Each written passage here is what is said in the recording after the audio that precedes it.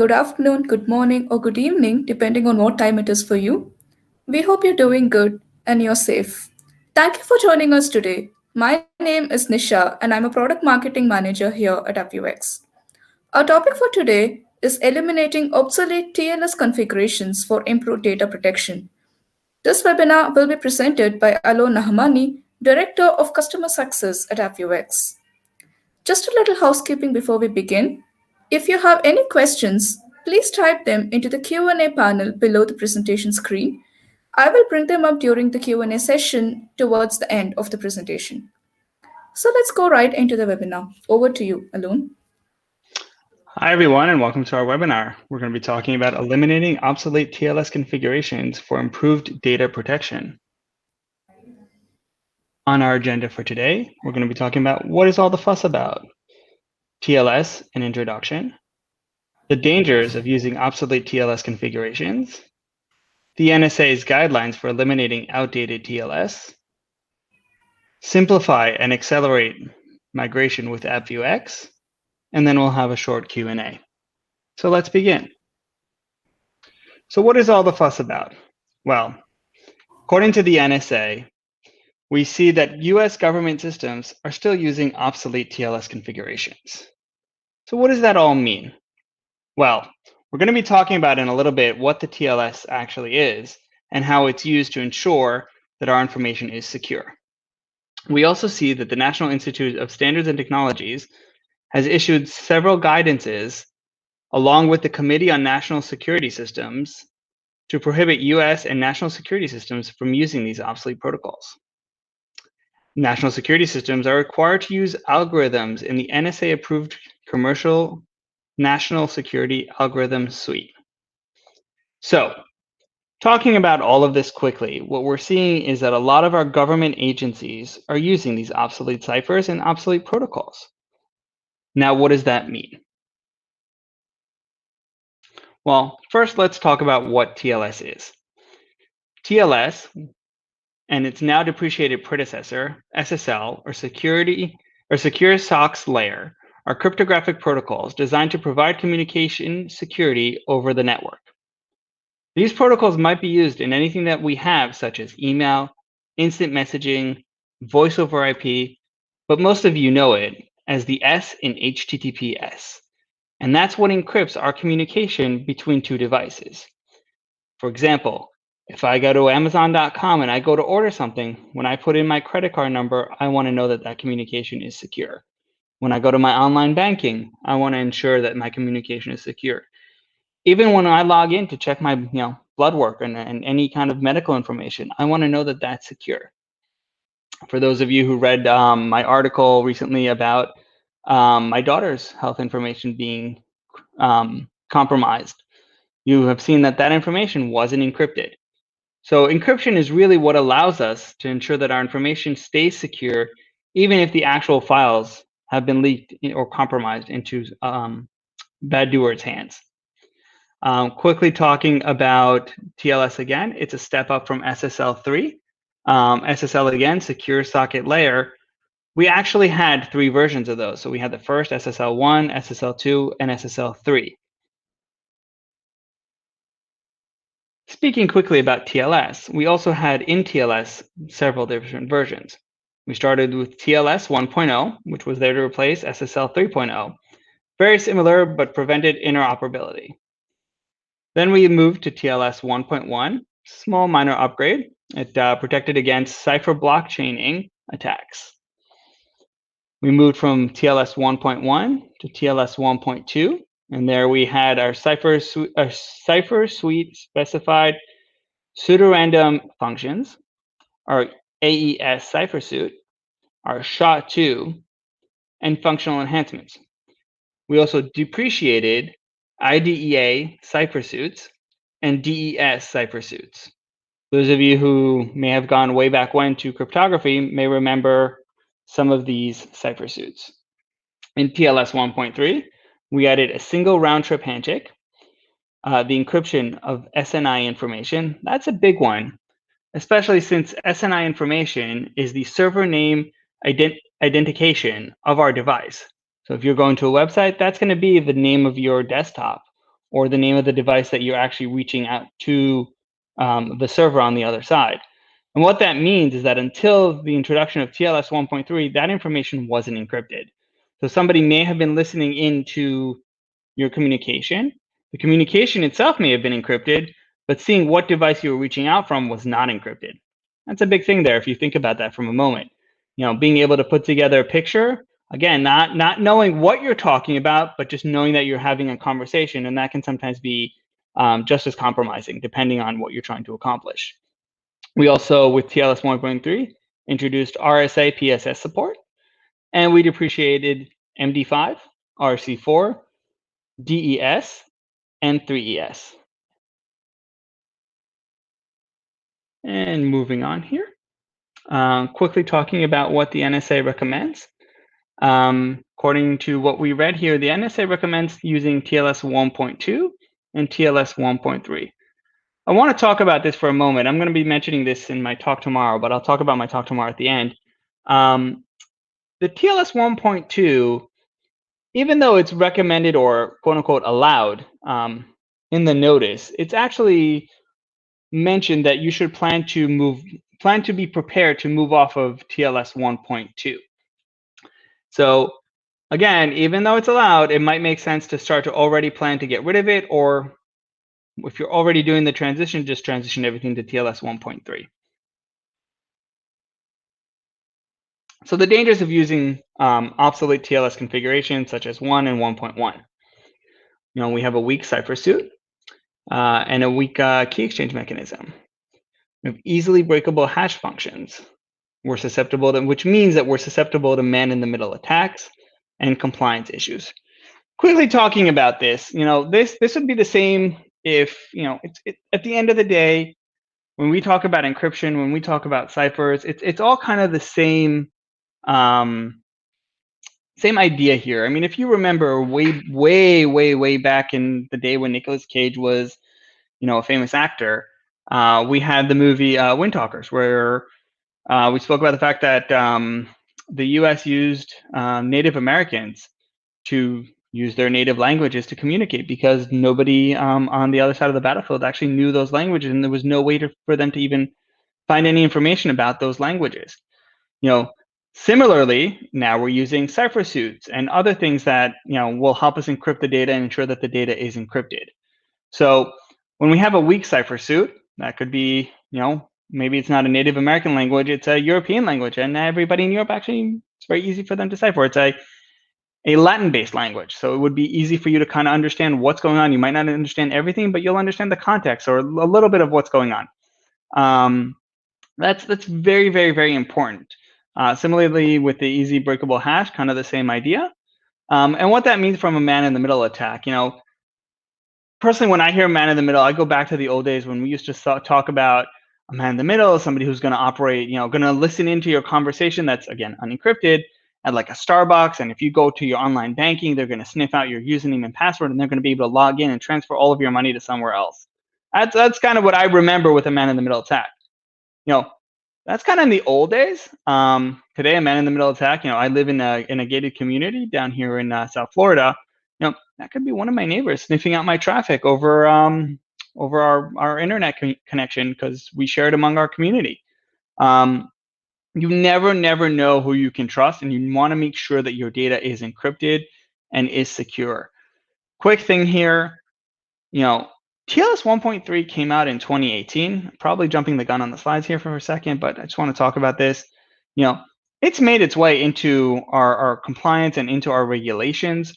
I've seen, we've all heard, encrypt our data at rest, encrypt our data in transit. It's not enough to just encrypt. We have to make sure that we're using the right methods to encrypt and ensure that what we're doing to encrypt the data is enough.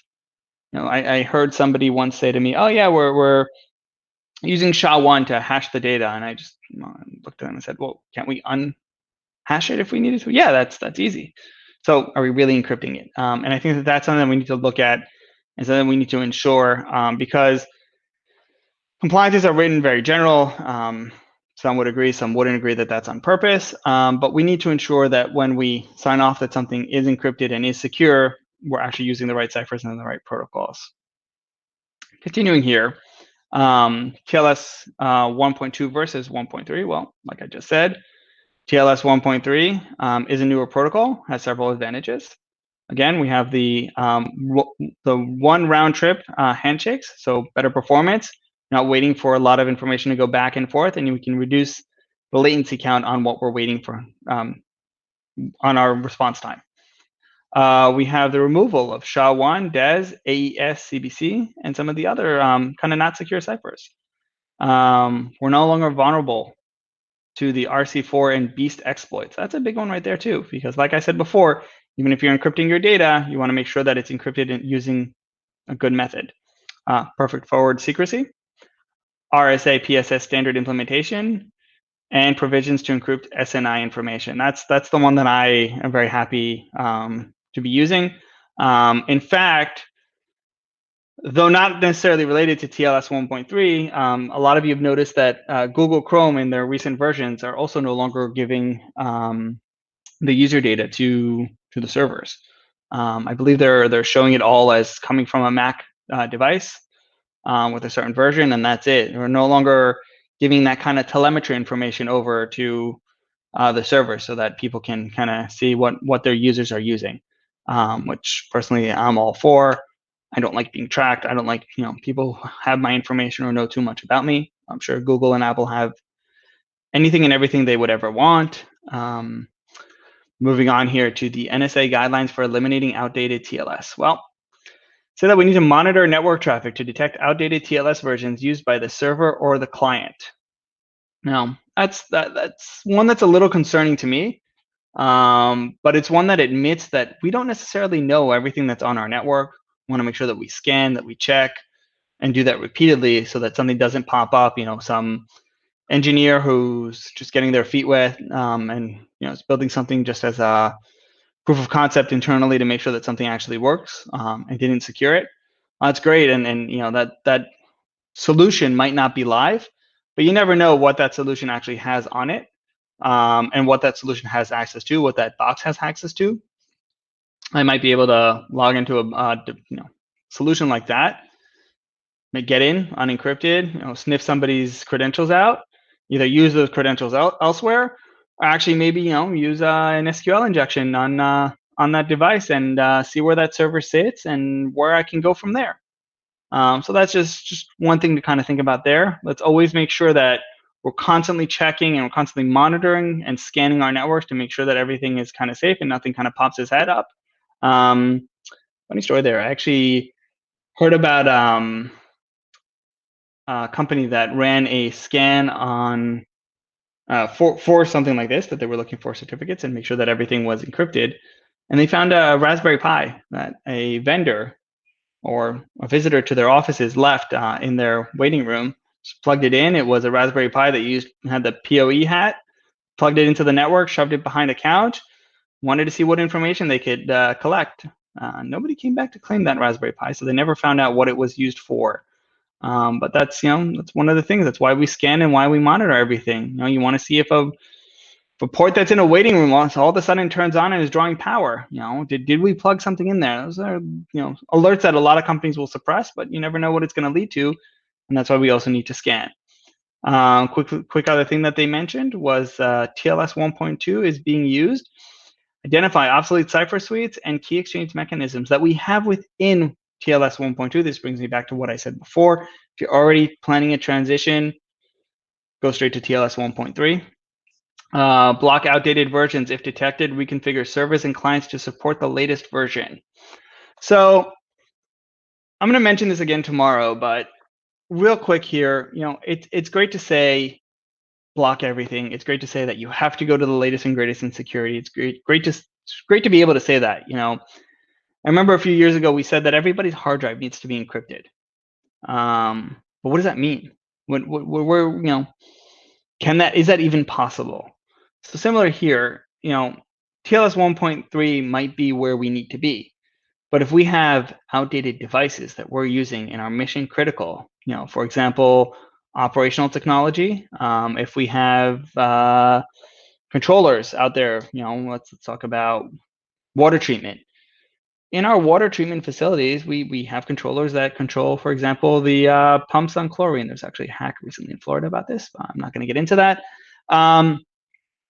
We want to make sure that the amount of chlorine that we're adding to the water is at a safe level. We want to make sure that that information is encrypted, again, so that our credentials aren't sniffed out and somebody else can log in or change something and do whatever they want to do. But what if that controller is an older controller and doesn't support TLS 1.3? Well, to reach out to the vendor, see if they have an updated firmware, see how we can make sure that the devices go to the next version that needs to be secure, especially when we make it a requirement. I think that's really what we're talking about here. It's not enough to just say, okay, we'll upgrade all of our web servers. We'll upgrade all of our email servers, or our VoIP system is now using the latest and greatest, or even our Zoom is now encrypted. For those of you who are using conference rooms, you can see it on the right. Usually, it'll say, this meeting is encrypted or unencrypted. But similarly, what about our critical infrastructure? What about our healthcare?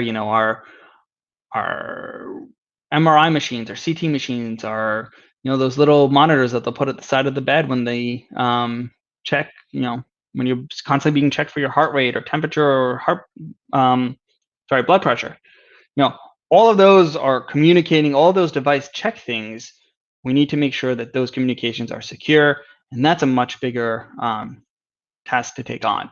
So I'll get into that in a little bit, but that's kind of what we need to ensure, and we need to prioritize remediation based on versions used and security policies. Upgrade the oldest stuff first, and then move on from there. So quickly, just mentioning here the TLS and digital certificates. So according to the NSA, TLS also depends on proper use of certificates. Use of weak, compromised, unauthorized, or revoked certificates can lead to man-in-the-middle attacks, even for properly configured TLS implementations. Server certificates should be issued by a reputable certificate authority, should use approved signature schemes, and should be managed to ensure that they are accurately represented, represent the server and are replaced prior to expiration. So this touches on one of my biggest pet peeves. I hate self-signed certs. I hate organizations that don't take the time to replace them. Now, honestly, I know everybody, again, I'm a former CISO. Trust me, I know there's a lot of other stuff that needs to be done. I get it. But at the same time, by using a self-signed cert, you're going to have people, you're going to train people, get people in your organization used to, I'll log in anyway, and I don't want to check where this cert came from. It's fine. You might replace that cert, but now people are used to seeing a self-signed cert and are accepting it as an acceptable risk.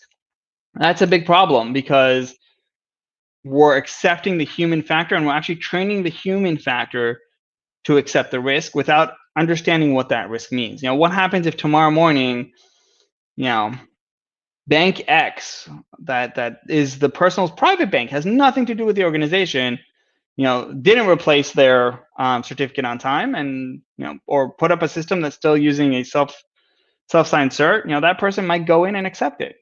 Well, what happens if I happen to replace the bank address in an email that I sent to them, and now they're seeing a self-signed cert? Well, guess what? That's also a problem, because you've trained your people to accept that risk, not understanding what it means.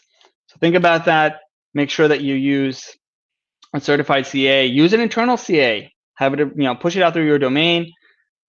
Personally, I think that that's the best way to do it. AppViewX has a lot of automation around that, and I'll talk about that in a minute.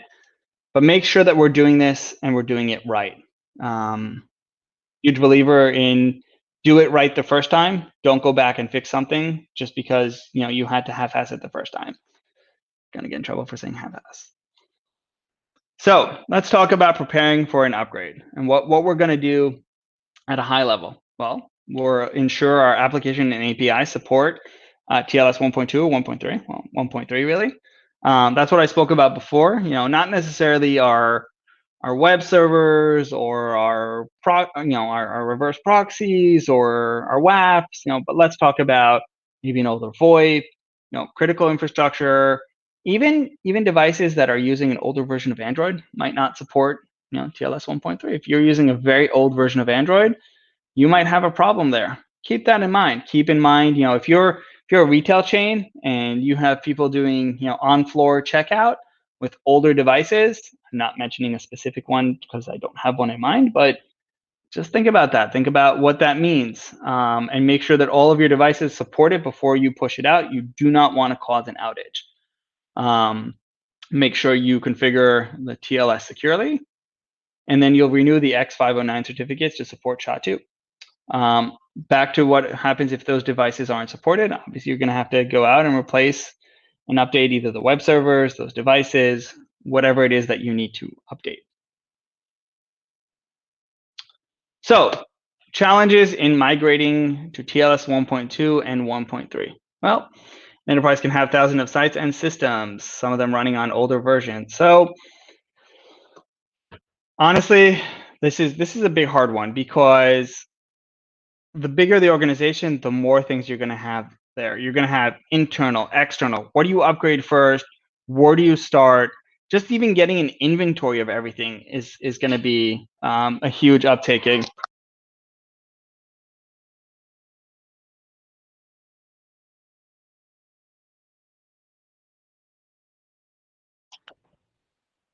Sorry about that.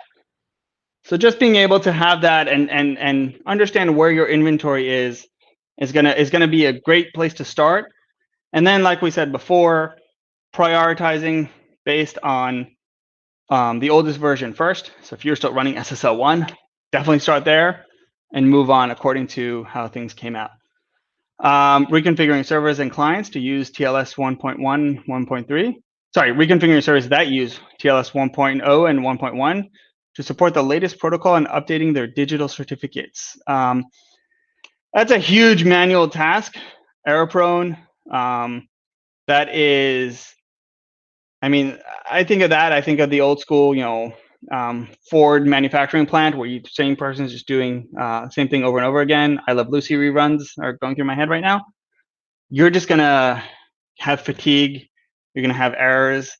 Somebody's gonna forget a step here. Somebody's gonna forget a different step somewhere else, over and over and over again. We all know that the answer to this is automation, and I'll touch on that in a minute. The other thing is that the systems might need to be restarted frequently during the manual upgrades, causing prolonged service disruptions.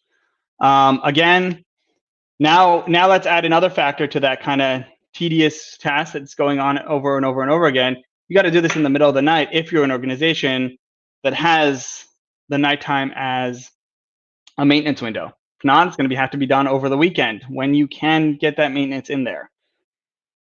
So let's talk real quick about how AppViewX can simplify and accelerate the migration. Well, we can scan applications and endpoints for TLS certificates. Those are the scans that I was talking about before. We're able to help with that. We can group them according to the version, usage, and criticality. So we can actually tell you, hey, here's everything that's using SSL1, here's everything that's using SSL2, 3, TLS1, 1.1, and even 1.2. So we can help you prioritize, give you your inventory, help you prioritize where to do it. Then we can set up a policy-based automation workflow for bulk upgrades. So we can now give you the inventory, prioritize, and help you set up a policy to start all of those bulk upgrades. Then we can automate installation and management on the endpoints and achieve up-to-date certificate infrastructure. So again, we'll take the inventory, we'll prioritize, we'll set up a policy, or you'll set up a policy on how you want to upgrade those, and we'll do it through automation, reducing your downtime.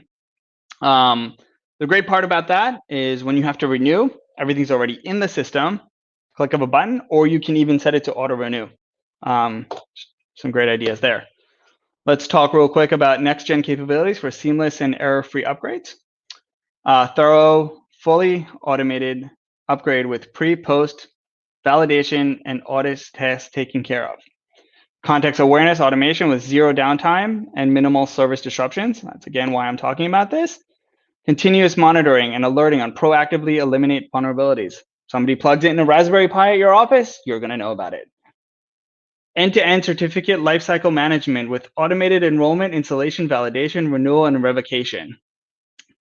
That's the other part I was talking about. So after you've already done it, after we're already in the system, we can manage the entire life cycle. We can renew as needed. We can revoke as needed. Any validation or enrollment as well. Support both for public and private CAs. So if you want to use a public CA for anything, not a problem. We integrate with most public CAs out there, almost all of them. And then with private CAs, we can also integrate with your internal CAs. So if you're a large organization and you have a ton of internal hosting for your employees to be able to complete their tasks, we can definitely help you with that.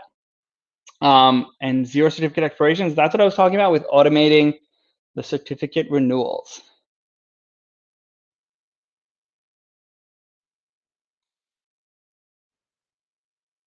There we go.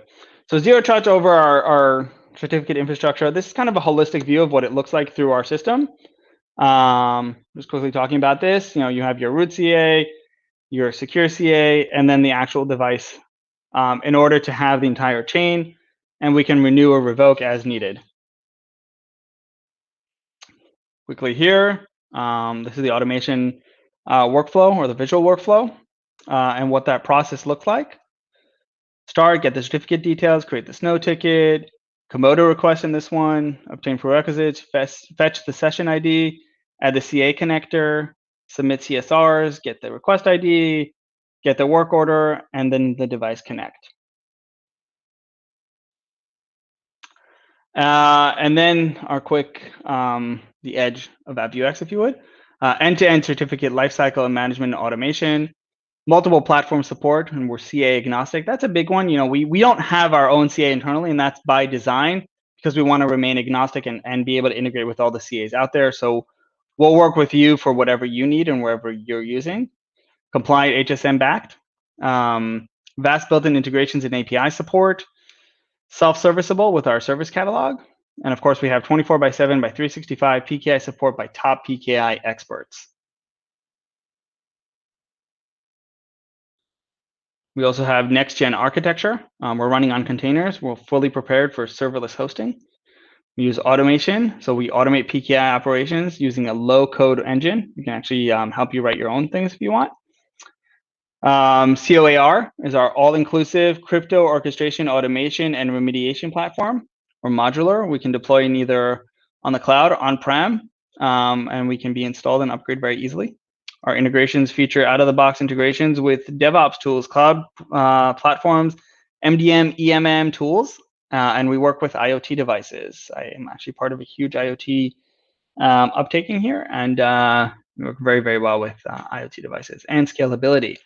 Lightweight architecture enables unrestricted scaling of certificates and keys across infrastructures. Real quick, back to the modular one, we actually also do on-cloud and on-prem hybrid models as well. That's not listed here. Just a quick kind of view of what we integrate with. I don't think this list includes everything, but this should kind of give you the crypto services, the consumers of the crypto services, the OT and endpoint, as well as some of the IT systems that we do integrate. So like I said, we integrate with almost everything that's out there. And just because I'm rushing for time, let's just some time for Q&A. What do you think, Nisha?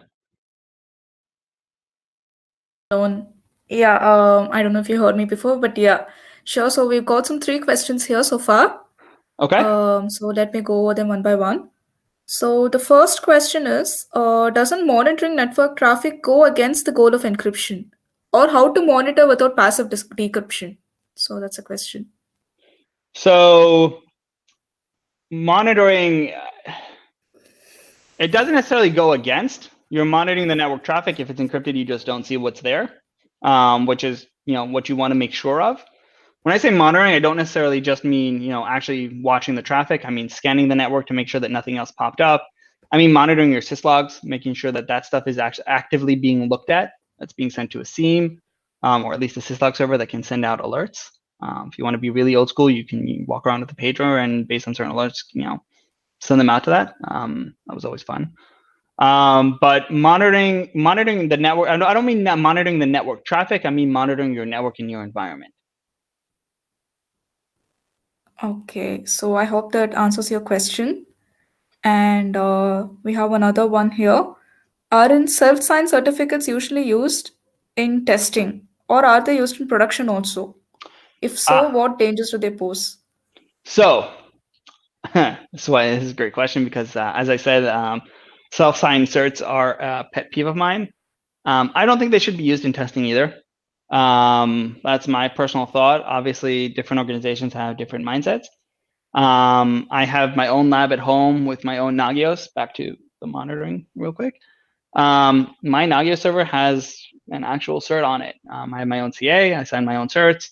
Um, there's no real reason why something in lab or testing or especially in production should ever have a self-signed cert. It's an extra small step that needs to be taken, in my opinion. Okay, thank you for that answer, Alone. So we have one last one. Do Yep. you use agents to scan, monitor, and automate? It really depends on what you're using. Depends on the different solutions and what you're trying to accomplish. Some use, some don't. That's a little more specific to the type of solution that you have. So I'm happy I can't see who posted the question, but I'm happy to have a discussion with that person specifically about their environment and if we would need to use agents or not. Okay, cool. So, right, so that brings us to the end of questions we've got so far. So, are there any more questions? We'll give you a minute if you have any to type them out.